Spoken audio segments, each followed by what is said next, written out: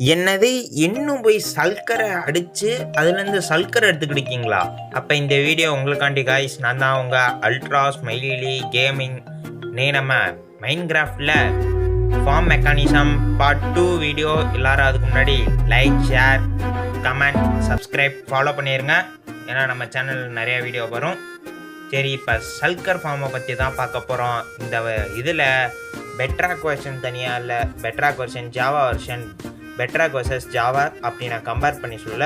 ஏன் கம்பேரிசன் இல்லைன்னு கேட்குறீங்கன்னா, ஏன்னா சல்கர் ஃபார்ம் வந்து ஜாவாக்கும் பெட்ராக்குக்கும் ஒரே மாதிரி தான் ஒர்க் ஆகும். சரி, இப்போ சல்கரோட ஃபஸ்ட்டு இது வந்து டெலிபோர்ட்டேஷன். அது எவ்வளோ தூரம் டெலிபோர்ட்டேஷன் ஆகுன்னு தான் பார்க்க போகிறோம். நார்மலாக ஒரு சல்கர் வந்து 8 பிளாக்குள்ளே தான் டெலிபோர்ட் ஆகும். நான் அதுக்காண்டி ஒரு ஃப்ரேம் போட்டு அதில் காட்டுறேன். இப்போ 4 சைட்லேயும் 8 பிளாக்ஸ் இருக்குது. சென்டரில் இருக்க கான்க்ரீட் உடைக்கிறேன். இப்போ சல்கர் வந்து இந்த 8 பிளாக்ஸ்குள்ளே தான் ஸ்பான் ஆகிருக்கு. அதே மாதிரி சல்கரை வந்து கிளாஸ், லீவ்ஸ், ட்ராப்டோர், ஸ்லாப் இதிலெல்லாம் ஸ்பான் ஆகாது, டெலிபோர்ட் ஆகாது. இப்போ நான் வந்து 15x15 இன்ச்சில் வந்து ஒரு ஃப்ரேம் கியூபிக் எடுத்திருக்கேன். இந்த கியூப்ஸ் சென்டரில் இப்போ சல்கர் வைக்கிறேன். இதுக்குள்ளே மட்டும்தான் ஸ்பான் ஆகும். ஏன்னா மேலே 8 பிளாக் கீழே 8 பிளாக் தான் வச்சுருக்கேன். உங்களுக்கு பெருசாக இருக்கும். இப்போ ரெண்டுமே சென்டரில் உடைச்சோன்னே ரேண்டம் பிளாக் எங்கே இருக்குன்னு தான் போய் தேடி போய் உட்காருது. இப்போ சல்கரோட இது அட்டாக் ரேஞ்ச் எவ்வளோன்னு பார்த்துருவோமா? எப்போவுமே ஒரு சல்கர் அட்டாக் ரேஞ்ச் வந்து 16 பிளாக் தான் இருக்கும். 16 பிளாக் அது மேலே இருந்தோன்னா நம்மளை அட்டாக் பண்ணாது. இப்போ நான் 17th பிளாக்கில் நிற்கிறேன். இது 16 பிளாக். இப்போ நான் கொஞ்சம் முன்னாடி போனோடனே அது வந்து திறக்குது, பார்த்துக்கோங்க. திறந்து எனக்கு அட்டாக் பண்ண ரெடியாக இருக்குது. இப்போ நான் பின்னாடி வந்தால் அது க்ளோஸ் ஆயிரும்.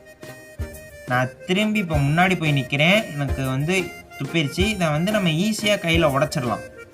இது எந்த பிரச்சனையும் இல்லை. இந்த புல்லட் நம்ம மேலே பட்டுச்சுன்னா அட்டாக்கு டேமேஜ் விழுகும். அதே மாதிரி நம்ம வானத்தில் பறக்க ஆரம்பிச்சிடுவோம். இதுதான் இந்த இதோட இது. இப்போ பாருங்க, டேமேஜ் ஆகி பறக்கிறேன். 16 பிளாக்குள்ளே இருந்துச்சுன்னா நம்மளுக்கு பிரச்சனை இல்லை. நம்ம எப்படி ஒர்க் ஆகுதுன்னு பார்த்தீங்கன்னா, இந்த ஃபார்ம் நான் பில்ட் பண்ணது. இது வேணும்னா கீழே இது லிங்க் இருக்கும், அது தொட்டு பாருங்கள். இப்போ சல்கர் வந்து 2 சல்கர் எப்படி பார்த்தாலும் எல்லா ஃபார்முக்கும் தேவைப்படும்.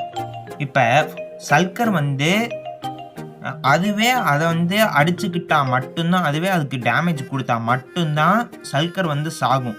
செத்து நம்மளுக்கு சல்கர் ட்ராப் பண்ணும். ஓகே, இதே வந்து நீங்கள் போய் அட்டாக் பண்ணால் கூட இது பண்ணும். ஆனால் சல்கரே அதே அட்டாக் பண்ணுச்சுன்னா மட்டும்தான் டூப்ளிகேஷன் பண்ணி உங்களுக்கு திரும்பி திரும்பி சல்கர் கொடுக்கும். இதுக்கு நீங்கள் ஸ்னோ கோலத்தையும் யூஸ் பண்ணலாம், நம்ம ஃபார்ம் மாதிரி. உங்களுக்கு புரிஞ்சிருந்துச்சுன்னா